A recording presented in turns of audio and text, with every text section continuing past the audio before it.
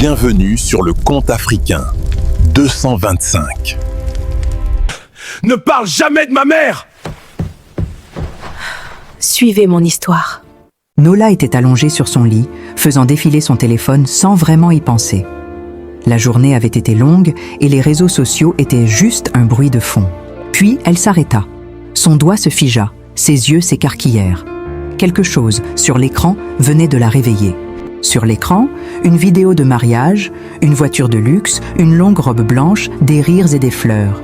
Ce n'était pas juste un mariage, c'était un conte de fées. Elle zooma sur le visage de la mariée. « Attends, attends, attends », murmura-t-elle. « Est-ce que c'est Tola ?» Le cœur battant, Nola appela aussitôt sa meilleure amie. Cette fille s'était mariée, sans rien lui dire.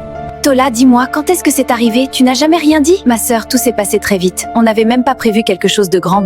Tola, dis-moi, quand est-ce que c'est arrivé? Tu n'as jamais rien dit. Au bout du fil, la voix de Tola était douce, un peu gênée. Ma sœur, tout s'est passé très vite. On n'avait même pas prévu quelque chose de grand. Ne dis pas que c'était petit, protesta Nola. Ça, là, ce n'est pas un petit mariage. Prie pour moi aussi. Dis-moi, qu'est-ce que vous faites pour avoir un homme comme ça? Ma chérie, j'ai juste posté une photo sur Instagram et tout est parti comme ça. Étonnamment, dit Tola en riant, on s'est rencontrés sur Instagram. J'ai posté des photos. Il m'a écrit. Et comme on dit, la suite appartient à l'histoire. De l'autre côté, Nola resta muette. Instagram. Juste Instagram. Quand l'appel se termina, elle resta un moment sans bouger, l'écran d'Instagram éclairant son visage. Si Tola avait trouvé l'amour là, pourquoi pas elle? Instagram, juste Instagram, murmura-t-elle pour elle-même. Cette nuit-là, quelque chose changea dans son cœur. Si l'amour pouvait passer par un écran, alors elle ferait tout pour être vue. Quelques jours plus tard, Nola se tenait dans un studio photo. Cette fois, elle voulait que tout soit parfait pour les réseaux sociaux. « Monsieur le photographe, s'il vous plaît, je vous en supplie », dit Nola, presque solennelle. « Prenez ça correctement. Ne faites pas comme la dernière fois. Je veux que ce soit parfait pour les réseaux sociaux. » On régla les lumières, on arrangea ses cheveux, on changea de tenue. Chaque détail comptait. Nola voulait être vue. Vraiment être vue et belle. Quand la séance commença, quelque chose se transforma. À chaque déclenchement, elle se tenait un peu plus droite, souriait un peu plus franchement, comme si elle essayait aussi de se convaincre elle-même. Waouh, que c'est beau! Quand elle vit les photos, Nola eut du mal à y croire. Était-ce vraiment elle, cette femme sûre d'elle, qui souriait à l'écran? Ce soir-là, de retour chez elle, elle choisit la plus belle photo et la posta sur Instagram. Sa main tremblait un peu quand elle appuya sur « Publier ». Elle posa son téléphone, ferma les yeux et murmura tout bas « Dieu, s'il te plaît, fais que quelqu'un me voie, un homme très riche. » Quelques heures plus tard, alors que Nola se reposait, les notifications commencèrent à tomber. Des « j'aime », des commentaires, comme d'habitude. Le matin venu, elle lut les messages un à un. Puis elle s'arrêta. « J'aime ta confiance. Ton sourire me dit que tu sais qui tu es. » Ce commentaire-là n'était pas comme les autres. Elle resta un instant sans rien dire, puis répondit simplement « Merci ». Sans le savoir, elle venait de répondre au message d'un homme qui allait bouleverser sa vie. 2 jours plus tard, Nola posta encore. Cette fois, elle ne parlait pas d'amour, mais d'un parfum de créateur qu'elle n'arrivait à trouver nulle part. Dans toutes les boutiques où elle allait, la réponse était la même, rupture de stock. Alors, elle demanda sur Instagram si quelqu'un savait où le trouver. Parmi les réponses, une se démarqua. « Envoie-moi l'adresse de ton bureau, je peux te le procurer. » Nola éclata de rire. Pour elle, c'était forcément une blague. À son bureau, elle hésita longtemps. Puis, portée par la curiosité, elle envoya quand même l'adresse. Juste pour voir, juste pour rire, pensait-elle. 2 jours plus tard, un colis arriva à la réception du bureau. À son nom. Nola fronça les sourcils. Elle n'attendait rien. Pas qu'elle sache. De retour à son bureau, elle ouvrit le carton. À l'intérieur, plusieurs boîtes du parfum exact qu'elle voulait. Pas une seule, plusieurs. Elle en resta bouche bée. Elle envoya un message aussitôt. « Merci beaucoup. Je ne m'attendais pas à ça. Elle ne savait même pas encore à quoi ce merci l'engageait. La réponse arriva vite. Alors, remercie-moi correctement. Laisse-moi t'emmener sortir. Nola fronça les sourcils. Je ne te connais même pas, pensa-t-elle tout haut. L'inconnu se présenta enfin. Je m'appelle Félix. De l'autre côté de la ville, un jeune homme noir, à la tête d'une grande entreprise, souriait devant son écran. Ils parlèrent encore un moment. Il était poli, posé, jamais insistant. Finalement, elle écrivit « D'accord, mais ce sera un déjeuner, pas un dîner. » Et en appuyant sur « Envoyer », Nola ne savait pas encore qu'elle venait d'ouvrir une porte bien plus grande qu'un simple repas. Le jour du déjeuner arriva. Nola avait passé trop de temps devant son miroir, mais maintenant, il était trop tard pour reculer. Félix était déjà là, arrivé en avance, calme, droit, comme si rien ne pouvait le presser. Quand elle entra, il se leva aussitôt. « Nola ? Félix ?» En quelques secondes, elle remarqua sa politesse, sa façon de la saluer, comme si elle comptait vraiment. Il était calme, poli, bien articulé. La conversation glissait naturellement d'un sujet à l'autre. Pas de vantardise, pas de jeu. Juste deux personnes qui apprenaient à se connaître. Quand elle quitta le restaurant, Nola avait une pensée qui tournait dans sa tête. Des hommes comme ça existent encore ?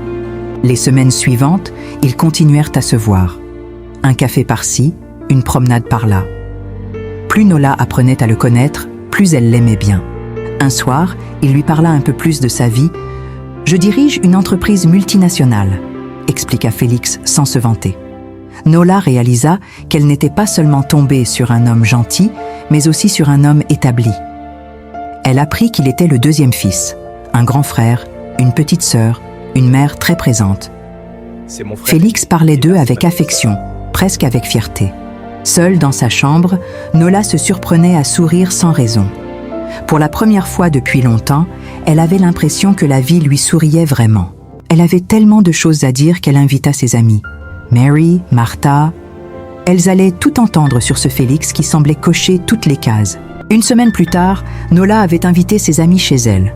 Nouveau salon, nouvelle vie, et un seul sujet de conversation, Félix. Elle parlait de Félix depuis presque une heure. Son sourire ne retombait jamais, son enthousiasme remplissait toute la pièce.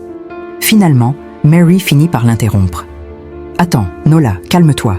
Je ne dis pas que je ne suis pas contente pour toi, mais tout ça, là, ça me paraît un peu précipité. » Martha balaya ses mots d'un geste. « Précipité quoi? Elle n'a rien fait de mal. Ils profitent juste l'un de l'autre. Laisse-la être heureuse. » Mary se tourna alors vers Nola. « Bon, est-ce que tu as parlé de lui à ton pasteur ?»« Mary, s'il te plaît, » répondit Nola. « Il n'y a rien à dire.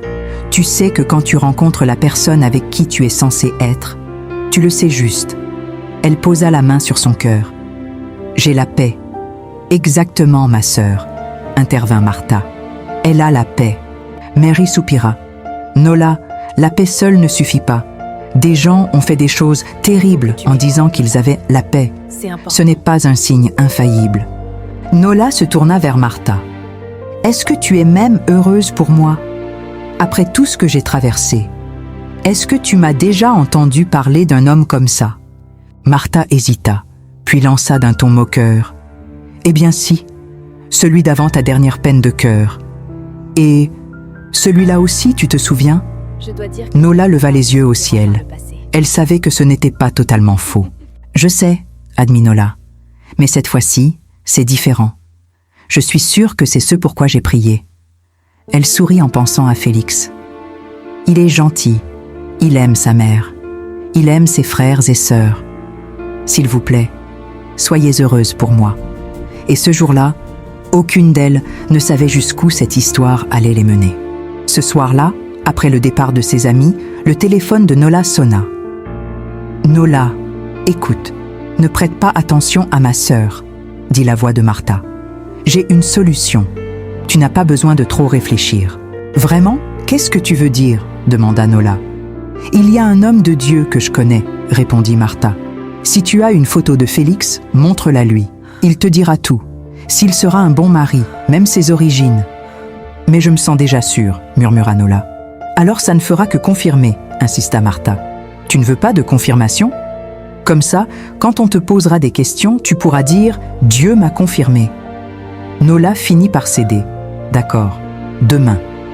Le lendemain, elles se rendirent au lieu de prière dont Martha parlait avec tant de confiance.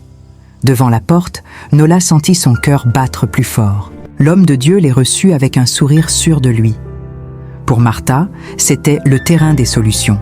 Pour Nola, tout cela était encore un peu étrange. Nola lui remit la photo de Félix. Il la saisit comme un objet sacré, plissa les yeux et resta silencieux un long moment. Soudain, le prophète sourit. « Ma sœur, lève-toi, lève-toi, danse !» Martha bondit. Nola, confuse, se leva à son tour, entraînée par l'ambiance. « Danse encore, danse, ma sœur !» s'exclama-t-il. Puis il déclara triomphalement « Tu as trouvé le jackpot, va te marier. Il n'y a aucun problème avec celui-là. » Martha frappa dans ses mains. « Je t'avais dit. Et toi, tu écoutais ma sœur. Ici, c'est le terrain des solutions. » Nola tenta de sourire. Une part d'elle se sentit rassurée. Une autre restait silencieuse. En repartant, Nola se sentit étrangement soulagée. Le homme de Dieu avait parlé, Martha jubilait, elle se dit qu'il ne lui restait plus qu'à attendre la demande en mariage, sans imaginer un seul instant le prix que tout cela lui coûterait. En partant, une question tourmentait la tête de Nolan, donc elle se retournait dans la salle encore pour voir le prophète. Avant de partir, Nola prit une grande inspiration. « Monsieur, est-ce qu'il y a quelque chose dont je devrais me méfier ?» demanda-t-elle doucement. Il fronça les sourcils. « Pourquoi tu poses des questions ? Ton ami a amené beaucoup de gens ici. Je ne me suis jamais trompée. Qu'est-ce qui ne va pas chez toi ?»« Non, monsieur, » balbutia Nola. « Je ne vous mets pas en doute. »« J'ai dit, va et épouse-le. Il n'y aura aucun problème, » trancha le prophète. Nola baissa la tête. « Oui, monsieur, merci, monsieur. » Elle fit une offrande, comme c'était l'usage. En sortant, son cœur semblait plus léger. Tout ce qu'elle attendait désormais, c'était une demande en mariage. Peu de temps après, Félix présenta Nola à sa mère, Madame Agnès. La femme la reçut avec un large sourire, comme si elle l'attendait depuis longtemps. Elle lui prit la main, la fit asseoir. « Ma fille, sois la bienvenue. » Nola remarqua aussi la complicité entre Félix et sa mère, leur chuchotement et leur sourire partagés. Ils semblaient très proches. Plus tard dans la journée, elle rencontra Michael, le grand frère, et Ada, la petite sœur de Félix. Tous deux furent accueillants, souriants, curieux de la connaître. « Elle a l'air humble, » dit Michael, « le genre de femme que notre famille aime. » Félix se tourna vers sa mère. « Maman, alors, qu'est-ce que tu en penses ?» Elle répondit simplement, en acquiesçant. « J'approuve. » C'était tout ce dont Félix avait besoin. Les préparatifs commencèrent immédiatement. Créateurs, listes, dates, tout alla très vite, comme dans un rêve. Le mariage fut grandiose, très fréquenté, largement partagé sur Internet. Assise dans la voiture, Nola sourit et murmura « Merci Dieu. Merci de m'avoir honorée ainsi. Merci Père. » Elle croyait entrer dans sa saison de bonheur. Elle ignorait encore tout du prix à payer. La lune de miel ressemblait à un rêve. Hôtel, mer, repas raffinés. Nola se disait qu'elle avait enfin trouvé sa place. Mais un soir, alors qu'ils profitaient simplement d'être ensemble, le téléphone de Félix sonna. « Bonsoir maman », répondit-il en soupirant doucement. La voix de Madame Agnès était calme, presque douce.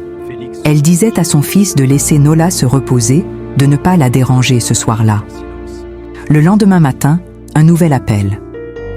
« Nola, ma chérie, j'espère que mon fils ne t'a pas dérangée, » dit la voix de Madame Agnès. Avant de raccrocher, Nola l'entendit dire à Félix à voix plus basse. « N'oublie pas ce dont nous avons parlé. » Il répondit. « Je ne peux pas oublier, maman. » Quand ils revinrent de leur lune de miel, la maison était déjà aménagée. Nola n'avait rien choisi, mais tout semblait sorti d'un magazine.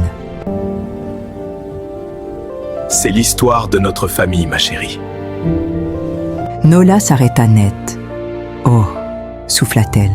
Sur le mur du salon, un grand portrait de Madame Agnès trônait au centre. Félix sourit. « Ma mère a tellement fait pour nous. On a promis d'avoir toujours sa photo dans nos maisons pour honorer ses sacrifices. » Pour marquer le début de leur nouvelle vie, Félix annonça que sa mère viendrait dîner. Nola se donna du mal. Il avait demandé des pâtes, Elle voulait que tout soit parfait. Le soir venu, Madame Agnès arriva, souriante, bien habillée. Nola avait tout disposé. La table, les assiettes de pâtes, les verres, tout semblait en ordre. Alors que Félix portait la première bouchée à sa bouche, sa mère l'arrêta net. « Des pâtes? À cette heure-ci de la nuit ?» Nola intervint doucement. « Maman, c'est lui qui en a demandé. C'est pour ça que je les ai faites. »« Tu n'aimes même pas les pâtes, » dit Madame Agnès. « Pourquoi tu n'as pas dit ça à Nola ?» Félix balbutia. « Eh bien, maman, c'est bon. Non, une bonne pepper soup avec viande de chèvre et du riz, ce sera mieux. » C'est ce que je lui préparais chaque fois qu'il rentrait du travail. Les assiettes furent changées. Un autre repas fut préparé, puis servi. Félix mangea avec plaisir. Nola, elle, apprit ce soir-là à avaler quelque chose de plus amer que n'importe quelle soupe. Le sentiment d'être mise de côté dans sa propre maison. Plus tard dans la soirée, une fois Madame Agnès partie, le silence tomba sur le salon. Nola finit par demander doucement « Chérie, pourquoi est-ce qu'elle a fait ça? C'est toi qui avais demandé des pâtes. » Félix balaya la question. « Ah, Nola, ma chérie, ne le prends pas personnellement. Ma mère fait juste attention à la santé. Tu sais comment sont les mamans. » « D'accord, pas de problème, » répondit-elle, même si son cœur disait le contraire. En décembre, ils se rendirent chez Madame Agnès pour Noël. Comme le voulait la tradition, la famille se préparait pour les grandes tenues de fête. Une créatrice arriva avec des tissus magnifiques. Nola tendit la main vers celui qu'elle aimait, mais Félix l'arrêta doucement. « Attends, chérie, laisse ma mère choisir d'abord. C'est la matriarche de la famille. » Madame Agnès prit ce qu'elle voulait. Ce qui restait, Nola le prit sans un mot. Ce qui restait, Nola le prit quand même. Elle sourit, dit merci et garda sa petite blessure pour elle. Après tout, ce n'était que du tissu, pensait-elle. Puis ce fut le tour des bijoux. Nola posa les yeux sur une parure en or qui lui plaisait vraiment. « Ah, mon chéri, j'aime vraiment bien celle-là, » dit-elle en la montrant à Félix. Madame Agnès parla aussitôt. « Je le connais, celui-là. C'est celui que je veux. Je veux cet or. » Elle se tourna vers Nola. « Toi, tu peux prendre l'argent. Il te va mieux. Regarde, ça va faire briller tes yeux. » Félix appuya. « Maman, oui, il vous va parfaitement. Prenez-le. » Sur le chemin du retour, Nola resta silencieuse. Trop de petits détails commençaient à peser lourd. Félix le sentit. « Félix, dit-elle enfin, tu as laissé ta mère prendre tout ce que j'avais choisi. Pourquoi tu parles comme ça? Ma mère ne voulait faire de mal à personne. Je peux en commander un autre pour toi. Mais tu ne pourras pas porter la même couleur, comme ça il n'y aura pas de problème. » Nola détourna les yeux. « Tu sais quoi, chérie? Ne t'inquiète pas. Je peux me l'acheter moi-même. » Les semaines, puis les mois passèrent. Nola apprenait à se taire pour préserver la paix, à sourire pour ne pas faire d'histoire. Mais à l'intérieur d'elle, quelque chose grandissait. Et bientôt, ce ne serait plus seulement un sentiment. Un soir, Nola se tenait dans la salle de bain, une bande de test dans la main. Elle rit, puis pleura, puis rit encore. Le résultat était clair. Elle était enceinte. Elle sortit de la salle de bain et le trouva dans la chambre. « Chérie, » dit-elle en levant la bande. « Je suis enceinte. » Félix la serra dans ses bras. « Oh mon Dieu, c'est une bonne nouvelle. Nous allons avoir un enfant. » Cette nuit-là, ils parlèrent longtemps. Ils choisirent des prénoms, imaginèrent le visage de leur enfant, se couchèrent le cœur plein d'espoir. Nola s'endormit en souriant. Le lendemain matin, Félix appela sa mère. « Maman, j'ai une bonne nouvelle pour toi. Ma femme est enceinte. » Un silence, puis... « Félix, ça va? Tu réfléchis un peu ?» lui répondit Madame Agnès. « Ton grand frère n'a pas encore eu d'enfant, » dit Madame Agnès. « Tu sais que c'est mal. Le premier fils doit avoir son enfant en premier. »« Oh, maman, je n'ai même pas pensé à ça, » répondit Félix. « Alors pense-y maintenant. Il n'y a qu'une seule solution. La grossesse doit partir. » Ce même soir, Michael appela son frère. « Félix, j'ai entendu dire que ta femme est enceinte. Pourquoi tu as permis ça alors que j'attends encore mon propre enfant? Tant que je n'aurai pas le mien, tu ne peux pas avoir le tien. »« Je sais, » répondit Félix. « Je suis vraiment désolée, je vais m'en occuper. » Quand Nola rentra à la maison, elle trouva Félix inhabituellement silencieux. « Chérie, est-ce que tout va bien? Oui, il faut qu'on parle, répondit-il, la voix incertaine.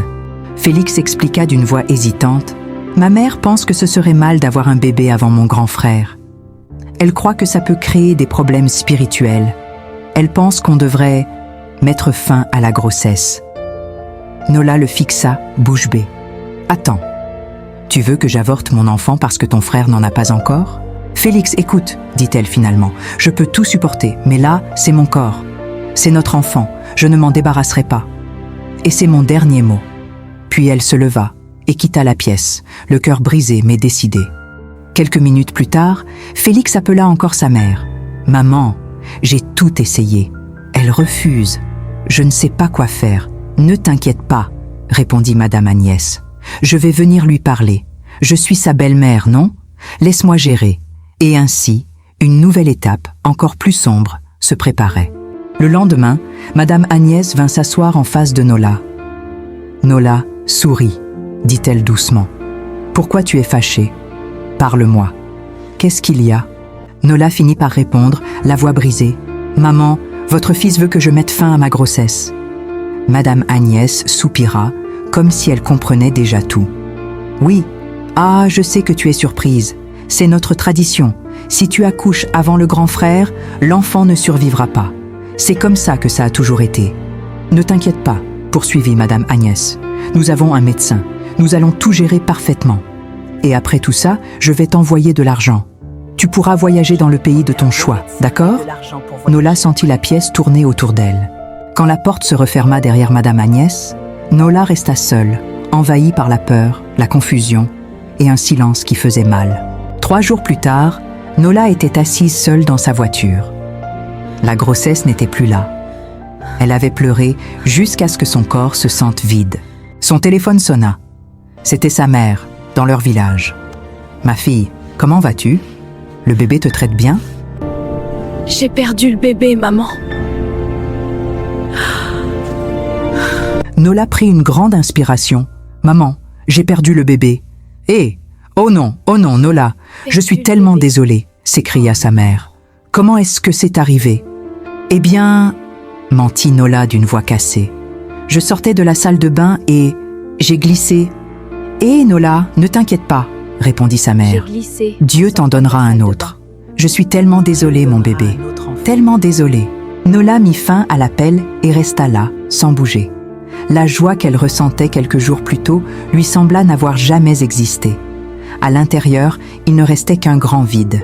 Les jours qui suivirent l'avortement furent insupportables. Nola s'arrêta de manger. Elle restait assise sur le lit, comme vidée de l'intérieur. Elle parlait à peine.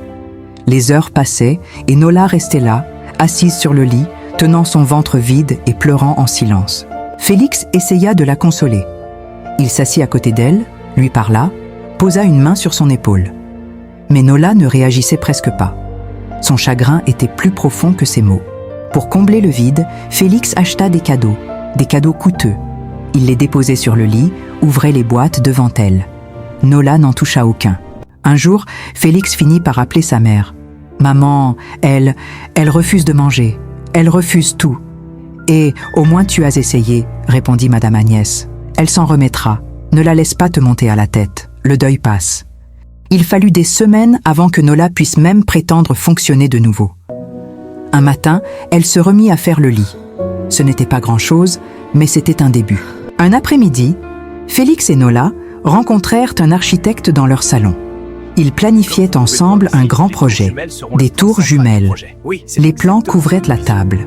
Pendant que l'architecte expliquait le projet, le téléphone de Félix sonna. « Maman ? Ah, tu appelles au bon moment, dit-il.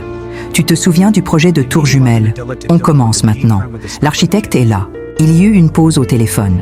Le sourire de Félix s'effaça. « Non! Pourquoi, maman ?»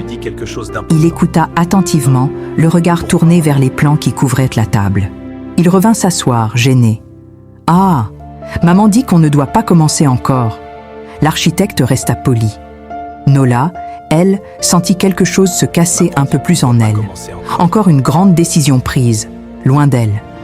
En entendant que maman déciderait du moment où commençait le projet, Nola se leva calmement et quitta le salon sans un mot. Félix la suivit jusque dans leur chambre. « Nola, pourquoi tu es partie comme ça alors que j'étais encore au téléphone avec ma mère? Tu m'as embarrassée devant l'architecte. »« Tu vois, Félix, » répondit Nola, « ce projet ne m'intéressait plus. Chaque grande décision dans cette maison vient de ta mère. Il faut que tu saches. Alors à quoi sert mon avis ?» Félix se raidit. « Attends. Donc maintenant tu manques de respect à ma mère? Tu es en train de dire qu'elle n'a pas son mot à dire dans cette famille? » « Félix, ce n'est pas ce que je dis, » expliqua Nola. « Je pense juste que tu devrais prendre des décisions en tant qu'homme. Tu es un homme, non ?» Le visage de Félix se durcit. « Donc maintenant tu remets en question mon autorité? Tu es en train de dire que je ne suis pas assez homme ?» Avant même qu'elle ne trouve une réponse, sa main partit. La gifle claqua dans l'air. « Félix, tu m'as giflé, » murmura Nola, incrédule. « Maintenant, écoute-moi bien, » dit-il. « Chaque fois que tu manques de respect à ma mère, voilà ce que tu recevras. Tu sais les sacrifices qu'elle a faits pour nous, et toi, que j'ai ramassé dans le caniveau, tu oses lui manquer de respect ?» Nola s'effondra sur le sol et se mit à pleurer. Félix quitta la pièce. Plus tard dans la nuit, Félix revint s'asseoir à côté d'elle. « Nola, je suis désolée, c'était une erreur. Je ne sais même pas comment ma main a touché ton visage. Je ne suis pas ce genre d'homme. » bredouilla-t-il. « C'est juste que ma mère a tellement souffert pour nous, » continua-t-il. « Ça me fait très mal quand quelqu'un lui manque de respect. Tu me connais, je ne suis pas violent. » Nola finit par dire, d'une voix faible, « Chérie, je suis désolée aussi. Je ne voulais pas te mettre en colère. Fais-moi simplement confiance, » dit-il. « Quand le moment sera venu et que ma mère approuvera, nous lancerons le projet. Elle comprend les affaires, elle sait comment construire des empires. Nola, je sais ce que je fais. Tout ira bien. » Nola posa la tête sur son épaule. Elle voulait y croire. Un soir, la maison était enfin calme. Allongée contre Félix, Nola savourait ce simple moment de tendresse, sans reproche, sans coup de fil. Soudain, le téléphone de Félix vibra sur la table de chevet. Sur l'écran, un seul mot, « Maman ». Félix décrocha. « Bonsoir, maman ». « Félix, qu'est-ce que tu fais ?»« Ah, je suis au lit avec ma femme, je suis juste en train de la câliner, » répondit-il. Nola ne bougeait pas, mais chaque mot lui arrivait comme si le téléphone était collé à son oreille. La voix de Madame Agnès ne laissait aucune place au débat. « Je ne veux pas que l'erreur d'avant se répète. Arrêtez les câlins pour l'instant, jusqu'à ce que ton frère ait son propre enfant. »« D'accord, maman, je vais me maîtriser, » répondit Félix. Qu'est-ce qu'elle a dit? Il raccrocha et resta un moment silencieux, assis sur le bord du lit. « Chérie, qu'est-ce qu'il y a encore? Qu'est-ce qu'elle a dit ?» demanda Nola. « Ma mère a dit qu'on devait arrêter les câlins jusqu'à ce que mon frère ait son propre enfant. » commença Félix. « Ma mère a dit qu'on devait arrêter les câlins pour l'instant pour éviter les tentations, jusqu'à ce que mon « ait son propre enfant. Hé, Félix, on n'a rien fait !» protesta Nola. « On faisait juste des câlins. Qu'est-ce que tu veux dire par « éviter la tentation »?» Nola, calme-toi, dit Félix. « Ma mère sait ce qui est le mieux. Tu veux qu'on ait un autre avortement ?»« Eh !» répondit-elle, la gorge serrée. « Félix, tu m'as tué. Pourquoi ?» Félix se leva, attrapa son oreiller. « Félix, donc tu t'en vas ?»« C'est juste pour le moment, » répondit-il. « Très bientôt, tout ira bien. Fais-le pour nous. » La porte se referma derrière lui. Nola ne pleura pas tout de suite. Elle resta simplement assise, immobile, comme si son esprit avait quitté la pièce. Assise seule sur le lit, Nola comprit enfin quelque chose de terrible. Ce mariage ne lui appartenait pas. Il appartenait à une autre femme, absente de la chambre, mais présente dans chaque décision, la mère de Félix. Le lendemain, la voix tremblante, Nola chercha le nom de Mary dans son téléphone. Elle n'avait personne d'autre à qui se confier. « Allô, Mary ? S'il te plaît, j'ai quelque chose à te dire. Mais promets-moi de ne le dire à personne. »« Bébé, qu'est-ce qu'il y a ?»« Parle-moi, » répondit Mary, déjà inquiète. Nola lui raconta tout. Le bébé, la pression, l'avortement, la gifle, les appels de la belle-mère, les chambres séparées, les câlins interdits. Au fur et à mesure, Mary n'arrivait plus à trouver un seul mot. Après un long silence, Mary parla d'une voix basse mais ferme. « Nola, Nola, tu n'es pas en sécurité là-bas. tu n'es pas en sécurité.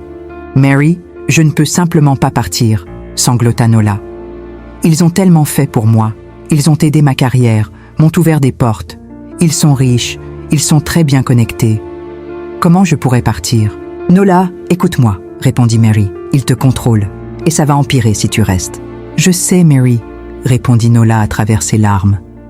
Mais je ne sais pas quoi faire. Je me sens piégée. Je me sens piégée. D'accord, calme-toi, dit Mary. Mais bébé, promets-moi que tu ne diras ça à personne. Je ne veux rien voir sur les blogs ou les réseaux sociaux. S'il te plaît. Pas de problème, souffla Nola. Ton secret est en sécurité avec moi. Je suis ta meilleure amie, non? Quand l'appel prit fin, Nola se sentit un peu moins seule, mais pas plus libre.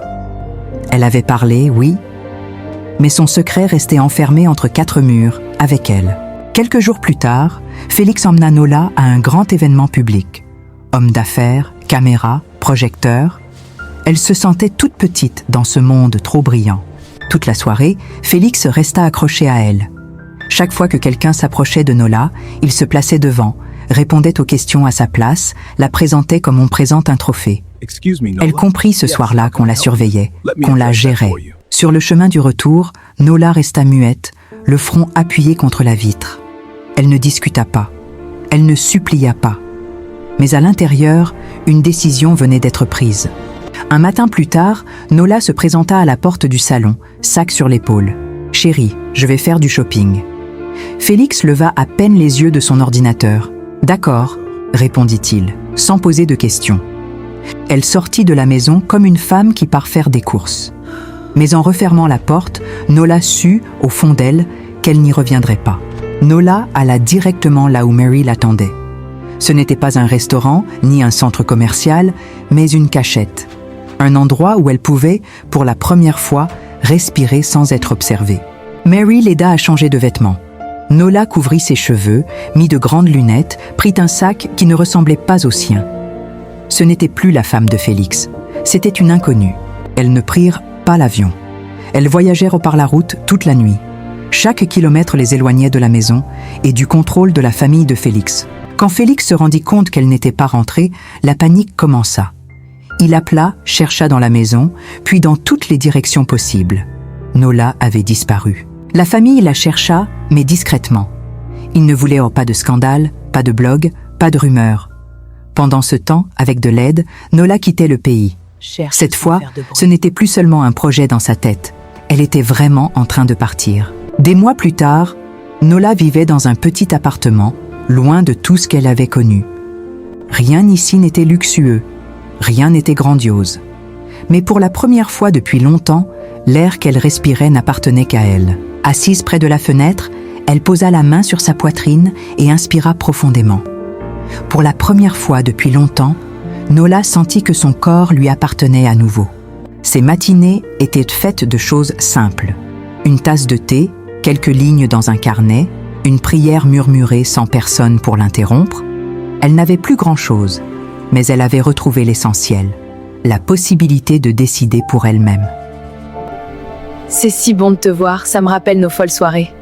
Oui, et cette fois c'est encore plus drôle. De temps en temps, elle parlait à Mary par vidéo. « Tu es en vie, c'est ce qui compte », lui disait son amie. « Tu es en vie et loin de là-bas. Le reste, Dieu va le reconstruire. » Nola souriait, les yeux humides, reconnaissante d'avoir au moins une voix amie au bout du fil. Il y avait des jours où les souvenirs remontaient, comme une marée. Mais maintenant, quand elle regardait derrière elle, c'était sans se retourner. Son passé restait là où il était, derrière une porte qu'elle avait enfin fermée.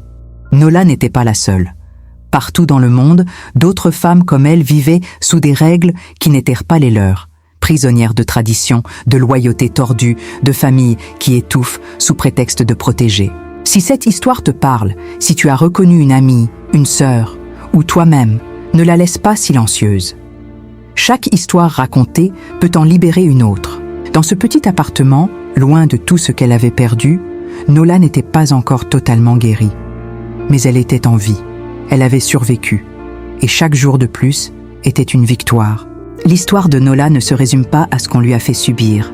Elle est aussi faite de ce qu'elle a choisi, dire non fuir, se reconstruire ailleurs, et toi qui regardes, souviens-toi, l'amour ne doit jamais te voler ta voix, ton corps, ni ta liberté. Merci d'avoir regardé cette histoire. Si vous avez aimé, n'oubliez pas de liker et partager. N'oubliez pas aussi d'activer la cloche de notification et de vous abonner. La prochaine fois, je vais prendre le nom des bavards et des absents.